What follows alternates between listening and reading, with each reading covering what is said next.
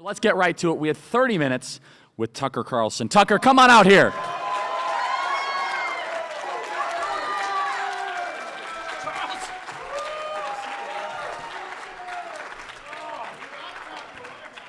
So Tucker, welcome.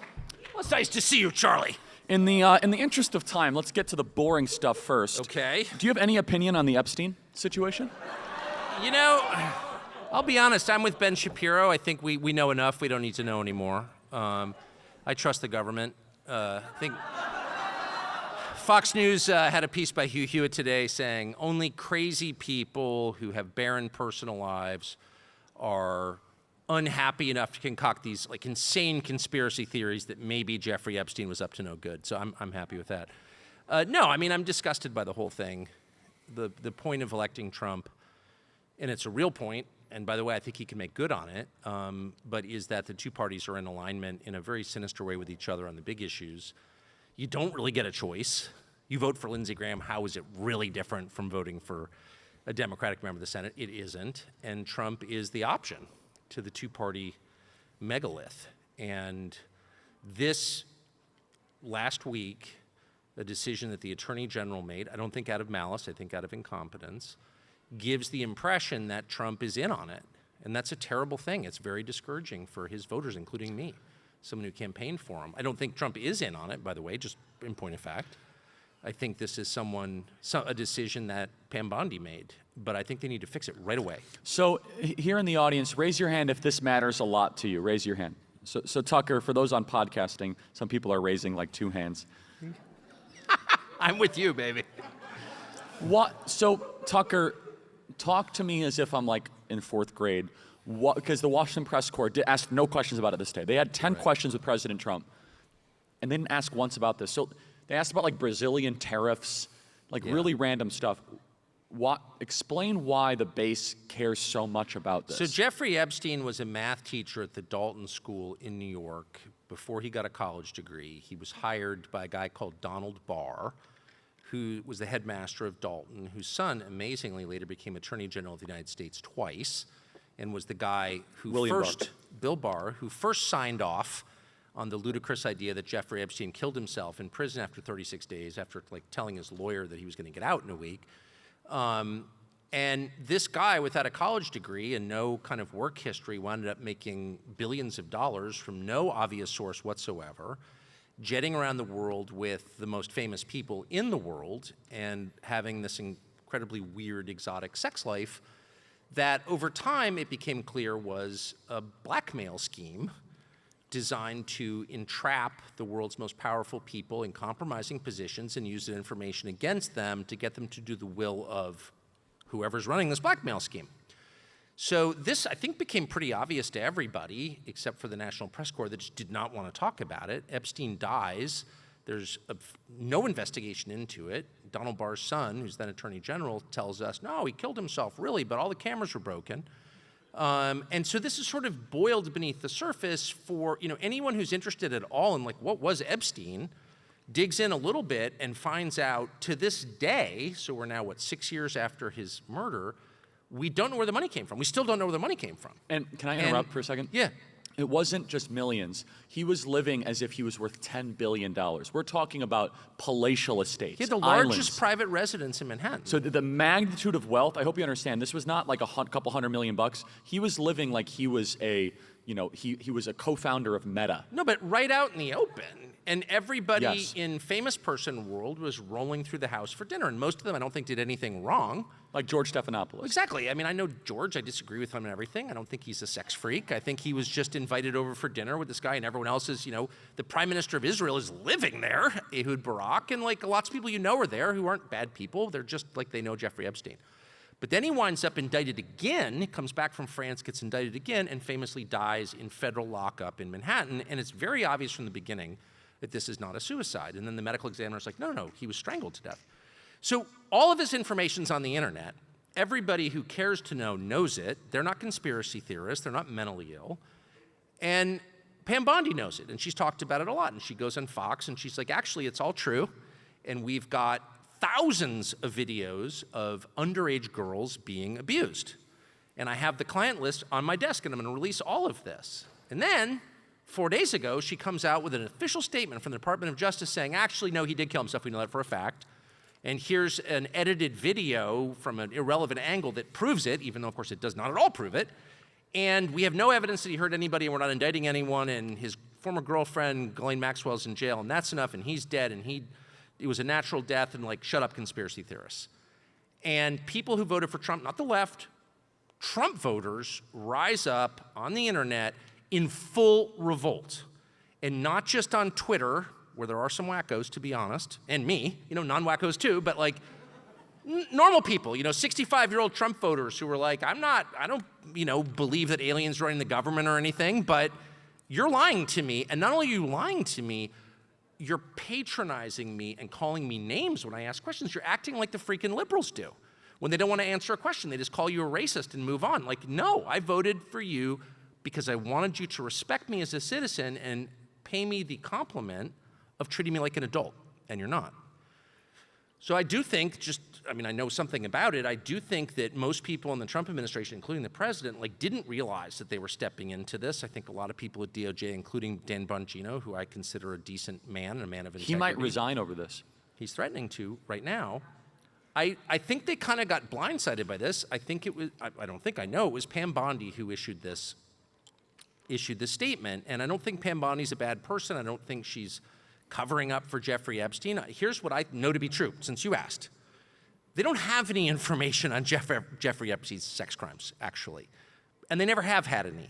Because in 2007, under the Bush administration, when he was indicted and the search warrant was issued, if you read the search warrant, which I think is online and you can read it, it's written in such a way not to reveal information about Jeffrey Epstein, but to hide it, to protect Jeffrey Epstein.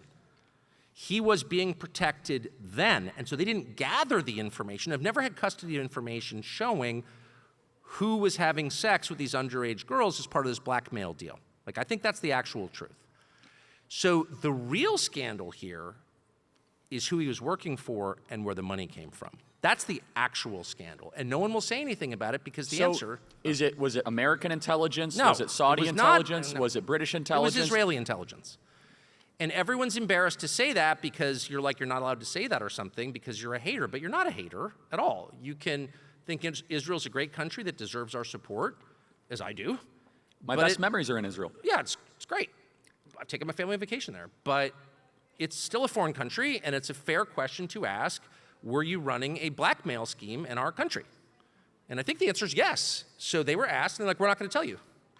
And it's like, well, so why are we sending you all this money every year if you won't answer a simple question? If you're actually running a criminal enterprise in our country, which it seems like they were, then you should answer the question, and no American citizen should be embarrassed to ask that. It doesn't make you a hater or a wacko. If the former Israeli prime minister is living at his house, what was that? And if his girlfriend and co-conspirator is the daughter of a Mossad agent, which she was, why is it crazy to ask that question? It's not crazy. Actually, it's very obvious. And no one should be embarrassed to ask that. No one should be made to feel like a hater for asking that. Asking a question about a foreign country does not make you a bigot at all. And in fact, the effect of not asking that question, the rest of us are all kind of embarrassed and like, oh, can you really say that? What that right there causes hatred and creepiness, and everyone feels like it has to be conducted in secret. When you're not allowed to be straightforward about something, the conversation and the thoughts tend to become diseased. The same is true of sex, by the way. I've talked about Patriot Mobile's commitment to faith, family, and freedom. Have you made the switch yet? Support your values with your cell phone without sacrificing quality or service. Are you worried about coverage? Don't be. Patriot Mobile uses all 3 major U.S. networks. If you have a cell phone service today, you can get service with Patriot Mobile. Do you think switching is hard? It's not. Their 100% US-based customer service team can activate you in minutes. They even have a contract buyout. So go to patriotmobile.com/Kirk25 or call 972-PATRIOT. Use promo code Kirk25 for a free month of service. So then is the fact he was an Israeli intelligence asset, is that public knowledge now, or is that It's inferred? obvious to anybody. Well, Israel has not confirmed that and won't, which I think is amazing. And they've been asked. They've been asked directly. And they say what? We're not answering that question. Okay, so not no. So my point would be, look, then you're not getting any funding. You're not getting $1 chance. It's our country, and if you're running a criminal enterprise on our soil, countries do dumb things. We've done a lot of dumb things. But you begin by admitting it and saying, I'm sorry we did that. We won't do it again. That's fine. And do you think our government was involved at all? Because that's My the question is, was it an understanding is- overlapping? And again, I don't know the answer. Was it Well, I think I do, but everyone lies about everything, so I could be completely wrong. But here's what I believe to be true. I think there's been enough. I think this is maybe the one crime the CIA is not responsible for, which is kind of amazing. There's such a long list. I don't know, Tucker. You I know, gotta win me over on that one. But what's kind of crazy is that even to say that, I mean, it's probably my dad worked with the CIA. It's like, I'm from the United States. I love this country passionately. I have no problem admitting the truth, which is that the CIA, which has a lot of probably decent people who work there, including, as I already admitted, some I know and love, has done horrible things. That doesn't make me anti-American or a bigot or something. It's okay to criticize government agencies when they do bad things. And if they're foreign government agencies, why in the world would that be not allowed to say there are tons of things Mossad does that I agree with, there are some things I disagree with, including running criminal enterprises in my country? Like, no, you're not allowed to do that. Spying on us, not allowed to do that, period. And I don't know why no one feels free to say it. There's not one American politician who will say that. And the effect of that is to make everybody crazy. And also, by the way, very anti-Israel. Like, if you want to make people hate something, tell them they can't talk about it. Call them names when they ask honest questions about it. That's what's happening right now. And you often hear people say, like, what's all this anti-Israel sentiment going on the internet? And there's a lot of it. In fact, way too much for me. I'll just be honest. And the Jew hate is out of control. I hate that stuff. I don't like it. I'm a Christian. I don't think that you should assess people on the basis of the group they belong to. I agree. Every person has a soul. Every person's created by God. You should assess each person on the basis of that person. On their merits. God knows every hair on your head, we're told. So each person is distinct and unique. You're not a faceless cog. You're not a member of a group, a herd. You're a human being created in the image of the Creator. So I just don't like that whole way of thinking, but it's everywhere all of a sudden, and you have to ask, why is it everywhere? Well, one of the reasons, probably a lot of reasons, but one is because anybody who asks obvious questions like, hey, were you running a sexual blackmail scheme in my country? Shut up, says Ben Shapiro, you're an anti-Semite. Well, no, I'm not. Why is it not a fair question? There's tons of evidence this is happening. Like, are you joking? You're not going to shout me down, by the way, at this point. I spent 4 years being shouted down by the left for asking, I thought, pretty reasonable questions. I have always felt very moderate. I'm not a hater at all, and I'm not going to become one. And I don't think my questions are insane. They may be stupid, but if they're stupid, then just speak slowly so I can understand as you answer them. They're not crazy, and if they are, tell me how. But dismissing me out of hand by attacking my motive is not going to work. And telling me that my question is an insult to the children who died in Texas in a flood is an outrageous response. Anyway, sorry. And I say that with love, but I voted against that kind of crap. It's not just the argument, it's the style of argument. You are not allowed to dismiss my questions as a United States citizen with a wave of the hand and an attack on my character. You get the middle finger in the face from me for doing that until you stop doing it. So I think we have an absolute right to demand sensible answers. And the first question is, who the hell was Jeffrey Epstein working for? Why did Leon Black pay him $100 and something million for tax advice? Don't stop lying to me. It's not tax advice. I have an accountant. It's not that expensive. And like, what was this? And anyway, last thing I'll say, just as you're following along, my understanding as of 6:45 p.m. Friday is that this really isn't about sex as much as it's about the international and financial intel questions. That's what it's about. We know Jeffrey Epstein was a sex freak. We know a lot of women were hurt. But what we don't know is why. And so I think it's fair, or at least I plan to going forward over the next week, as we're going to dig into this pretty hard, is to press those questions. Like, what was big picture? What was this about? What are the questions you're going to ask?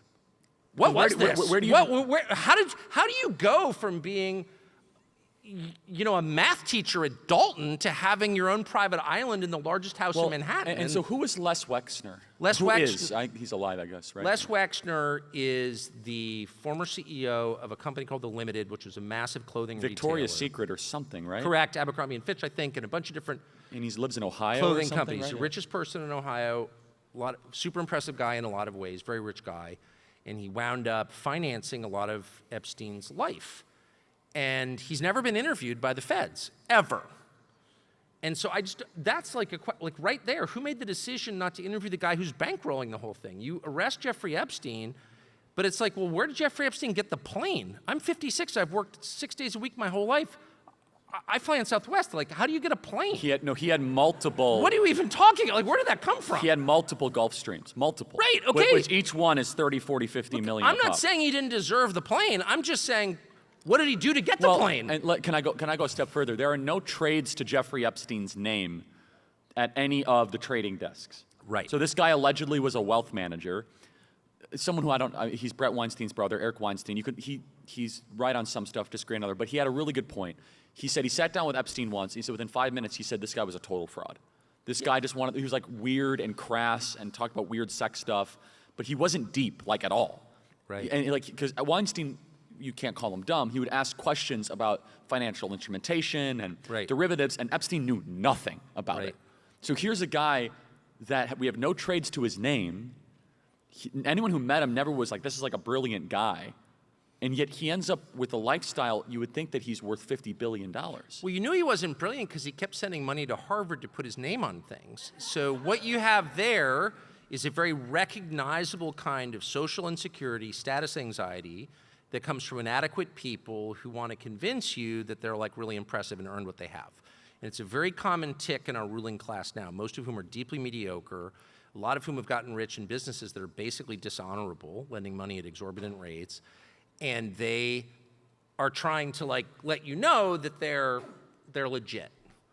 And so that's just a tell for me as a person that Epstein was a guy who didn't make his money the old-fashioned way by doing something innovative and clever and working hard. He did it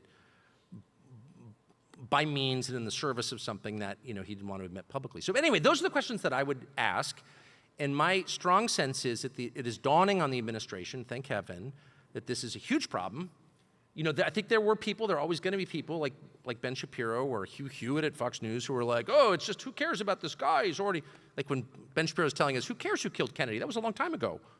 Okay.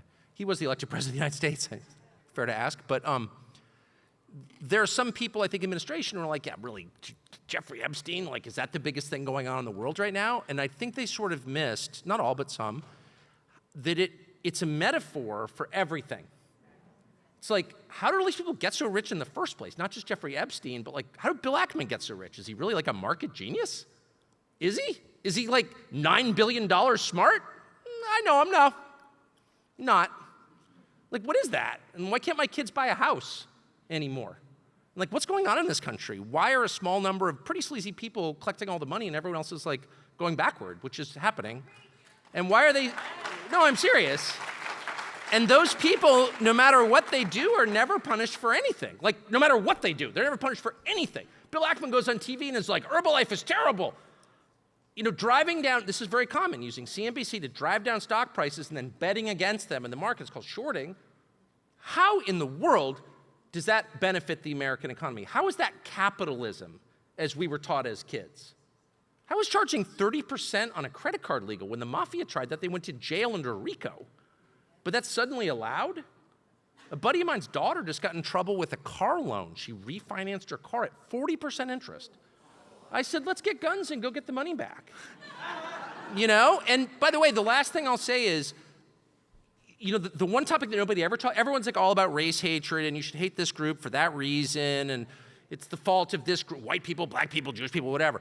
The one thing that nobody ever debates in public is how the economy's structured. Exactly right. And why do hardworking people who actually add something to the country, who actually do meaningful work, creative work that's essential, string the power lines, teach the children, defend the borders, why are they getting paid the least?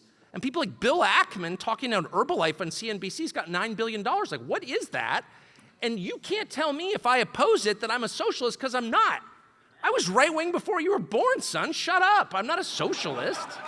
But by the way, socialism is what we're going to get. Well, that's the point. If we don't address it. You get Mom Donnie. This kid in New York who's a total creep, oh, there it is. This kid in New York who I don't like at all, who's like just full rich kid, like tranny vax guy, they're all the same. It's not even real socialism, but everyone's like, I can't believe he's going to win. Of course he's going to win.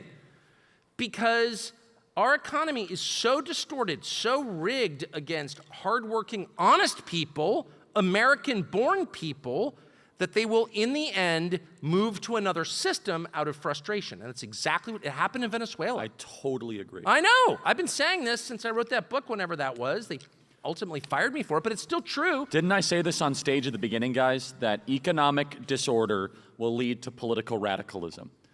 I'm starting to think I don't that. know. Like, I mean, well, I fell for that. I was so offended by that. Well, we still it's still very real. Oh, dude, I'm still offended by it. I'll never Okay, stop I was being gonna say offended. that. No, but I'm just saying, like, oh, I totally agree. Okay. It was I'm just like, making sure we're not done with the oh, training. it was like power bait, and I was a bass. I mean, I hit it immediately. And I will continue to hit it. Me too. Okay, No, right. No, I just so we're clear, we're I'm not with you, done. dude. Okay, we're going to be on But that it was bait. used in a very tricky way to I agree. No, that's right. so inflame normal people that they couldn't even think about other things like, why can't my kids buy a house?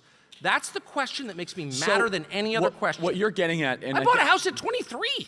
I think what you're getting at is super profound. What you're saying is that there is a deliberate smokescreen operation Yes! by the ruling class to have us talk about stuff that is important but not as consequential as basic living necessities. Is that your argument, that they're throwing a bunch of smokescreen grenades? And I don't mean to be mean to Ben Shapiro, who I like personally, but he's just like a living metaphor for this. It's like, he'll do like 9 hours on trannies, 127 hours in Israel, but then if you're like, well, wait a second, why are we taxing income at twice the rate of investing? Twice the rate. I'm a rich person, by the way, just obviously. So like, I guess I should be for lower capital gains rates, but like, I don't understand why someone who goes to work every day and makes a wage is paying twice the income tax as someone who's investing money in a PE firm. What's the answer? Shut up, Marxist! Okay. If that's your answer, I don't believe you. And that's like a real debate that we ought to have. We ought to have an economy that rewards decency, hard work, actual innovation, not fake AI innovation or just implant a chip in your brain. It's cool. That's not innovation, that's dystopia, okay? But actual innovation, like making your life better, making it possible for you to spend more time with your kids. That does not mean faster texting, okay? Or anything having to do with an iPhone. All this technology stuff is a full-on lie. Doesn't improve anybody's life. It's true. You got antibiotics. Surgery. Surgery's big. I guess, yeah, I'm for surgery. I've had a couple. No, if you need an appendectomy, I had an appendectomy. Okay. It was awesome. I enjoyed it. I think surgery is a good thing. Surgery? I'm not going full Kaczynski here. I'm just trying to make sure we keep ourselves a little. Next time, I'm having. Advil is okay. Advil's so bad, dude. Well, if you need it. It's so bad. My college roommate got liver disease from it. Look, I don't take any Advil. Just drink water. I don't use whatever. Don't even get me going. Do I oppose electricity? Yeah, kinda.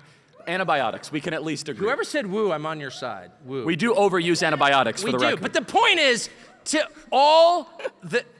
here's what drives me bonkers, and here's the conversation I think we need, is where do the smart, ambitious young people go? They are the country, okay? I'm losing intelligence and ambition and youth at a high rate. They're here at this conference. It's not about me.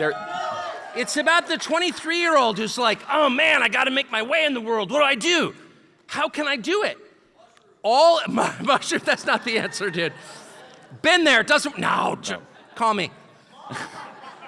No, that person is either going into technology or money lending. That's it. And by technology, it's high technology. It's not how do we get more efficient power lines. It's how do we make a circular saw with a tighter kerf. It's not meaningful technology, it's how do we make a more addictive video game? Or how do we totally destroy human agency forever by creating a machine to think for people? It's like the worst kind of technology. And so I feel like we're siphoning off our best, and the way they do it is always by telling you, we need to do this or China's gonna beat us. China's gonna beat us on the AI race. I'm okay with that. They can also beat us on the fentanyl race. You know what I mean? And they can have more physician-assisted suicide, too. Let them win. Not interested in any of that crap. What I'm interested in is a world where my kids can thrive and have children of their own who can also thrive. That's the measure, and anything that falls short of that measure is evil. And once you see the world in those terms, you just reframe everything and you realize we need way fewer Bill Ackmans and we need an actual wholesale rethinking and a public conversation about where the money goes, not just to Epstein, but to all of us. So in closing, because we got to get you on stage, Tucker, I'm upset you didn't bring the heat today. So you spun me up, Charlie. Oh, I have a way to do that. That's why the Charlie Kirk show is the best, right? Conversations here that no one else gets. So Tucker, you're getting at a core thing, which is that the material life of this generation is significantly worse than prior. It creates bad politics, it creates broken marriages, broken relationships. Washington, D.C. seems to not care. You get, it will be Mamdani-ism. You get hundreds of him. Yeah. He will replicate himself in every city, every corner across the country. And they always blame the wrong people. They're like, it's pretty, I mean, look, there are a lot of problems, and Bill Ackman's not, and Ben Shapiro, they're not responsible for all of them. I don't mean to, I'm simplifying dramatically. All of us are complicit in what our society has become, including me. I made an Amazon order yesterday. I did feel self-hatred, but I did it. So we're all complicit in this. My problem with the reform movement, any reform movement, and this would include, Hugo Chavez, who led a really important reform movement in Venezuela against a totally screwed up centralized economy that was like screwing the country, and then he made it way worse. They always blame the wrong people. They never blame the people in charge. They always blame the people right below them who aren't really responsible. And they always make it worse. So revolutions are not what you want. Very few have been successful. Ours is the only one I can think of that's been successful. And Mamdani will always, he'll just be like, what's the whites' fault? It's the whites, the whites. The white people are getting away with it. We need to tax, he said that. We need to tax the whites more. We need to tax white neighborhoods. Well, first of all, that's just race hate, so I'm against it. If he said the Jews or the blacks or the Filipinos, I'd just be against it because I'm against that kind of talk and thinking, period. But moreover, it doesn't work. You know exactly where that's going. Mugabe tried it in Rhodesia, Zimbabwe. It became the poorest country in the world. Hugo Chavez did something similar in Venezuela. It's just been, and of course, needless to say, it's happening in South Africa right now. And you can see where that's going. But last thing I'll say, there's a reason it's going there. And that's because the current system is making people desperate and nihilistic. And when you stand up and tell them they have no right to ask about Jeffrey Epstein and where his money came from, you're ensuring that New York's not the only city that's going to get its own Hugo Chavez. Last question, then we got to get you on stage. Why are so many young people going back to church? Let's talk about something promising. It is happening. It's happening in record numbers. Because God is moving. That's why. I mean, if you'd asked me that 3 years ago, I would have said it's because the promise of the modern West, the post-war West, God died when we dropped the atom bomb on Hiroshima, obviously, because we assumed godlike powers. We have the power of life and death over the planet, over humanity itself. And so that was literally the moment when the West stopped believing in God and things began to fall apart. I'm not defending Imperial Japan, it's just a fact. Rather, that's my interpretation of the facts. But anyway, this has been happening for a long time, and the prizes that we award to the winners in our society are mostly not worth having. It's just material wealth, which is not the source of happiness, as anyone who's ever gotten rich, including me. I've been rich and poor. It's better than being in debt, which is bad, but it doesn't make you happy. Of course not. Not being in crisis makes you happy. Of course, that's right. Not being in debt, not having a mortgage, that's all good. That's important. But how much French toast can you eat? Seriously. How many hours can you sit in bed? It's not that exciting, actually. So I would have told you 3 years ago, if you said, why are people returning to church? Why is Christianity resurgent? I would say because they found Western materialism fundamentally unsatisfying and they're looking for something more. I no longer think that. I think what you're seeing is a supernatural phenomenon. I think you're seeing the Spirit of God moving among people. I can't believe I'm saying this. You're an Episcopalian? I know, I was. What is wrong with you? I left when it became Wiccan, but that's how I was raised. You're talking like a Pentecostal. No, I don't know what I am, but I try to describe things as honestly as I can. Clearly, we've seen evil move among us. Correct. We see it all the time, all the time. It's not rational, it's not political, no one's getting rich from it. The point is destruction. That's the point. Why would you give fentanyl to addicts? Why would you invite 500,000 Haitians here with no COVID jobs? shot. It's the COVID shot. It's only to destroy. So we all know that. That's evil. That's what evil looks like. But evil has a counterbalance, which is actually more powerful, and it's called good. It's the Spirit of God. And you are seeing that, and I am seeing it all the time, and it's what keeps me from being despondent. And I see it, as you see everything, through other people. And I've lived in a secular world my whole life, and certainly in the news business for 35 years, I've only known secular people. There are no religious people in the news business, none. Maybe in the editing room or something, but they don't talk. And I now know people personally really well who are like, yeah, I was like praying the other day, or was reading the Bible, or I think I believe in Jesus. What? Use the J word? And I'm seeing that everywhere. And so that leads me to believe this is not organic, this is supernatural. People don't say that, they're not moved to that, except by God's power moving them. You don't have eyes to see or ears to hear unless God gives them to you. So I think that. So how has God been at work in your life? I don't know, I'm so focused on my inherent shittiness that it's sometimes hard to see it. That's why you're a good Christian. I don't know. No, the first rule of Christianity is understand you are well, I definitely marinated in that. totally depraved. Oh, I'm definitely aware of that. Total depravity is the beginning. You know you need Jesus if you stay in total depravity. I always tell the kids who work for me, the one person I don't trust is me, because I know him so well.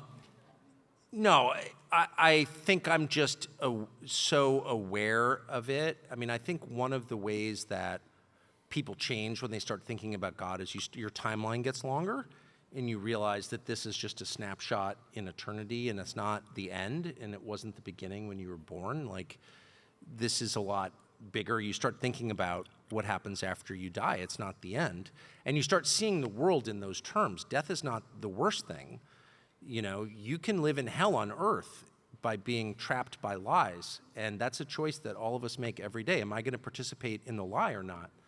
And it's not that hard to say, no, I'm not. And it's incredibly, I hate the word, but it's true, empowering to decide that to the extent I remember, I'm not going to lie. And we're all so prone to lying, me included. Like, they just like come out, lies all the time. Lying, more lying. You know, we're just like that way. But if you try, be like, no, I'm going to tell the truth.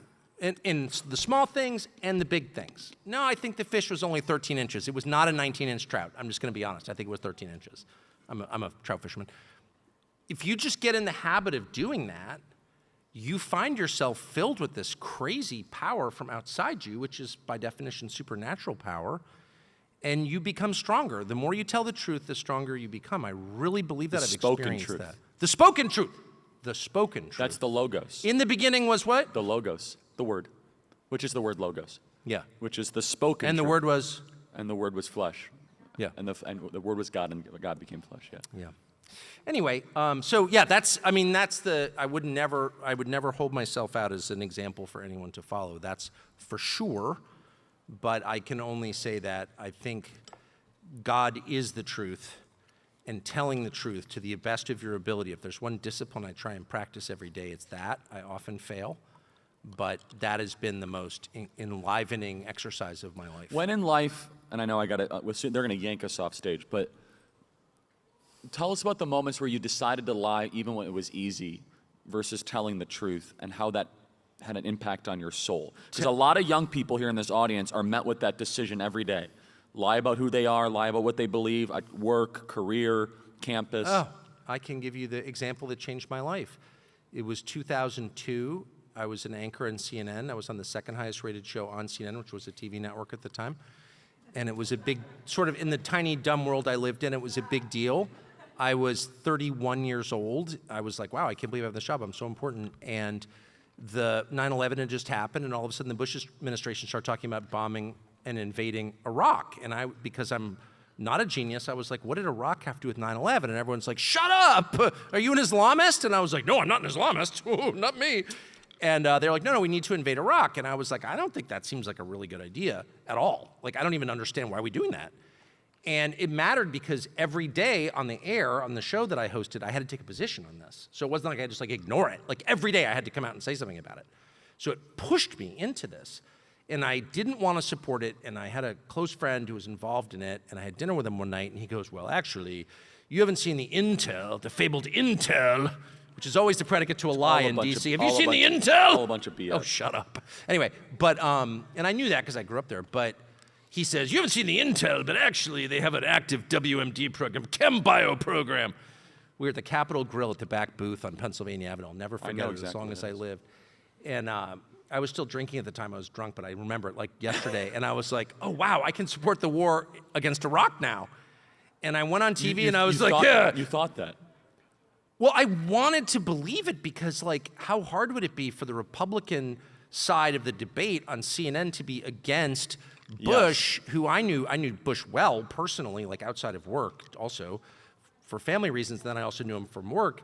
And I was like, he's like, the guy's kind of an idiot, actually, very insecure. I knew who Bush was, but everyone had to like worship Bush and be like, oh, he's like a really strong president, when he was so weak, actually, totally controlled by Dick Cheney, who was so dark.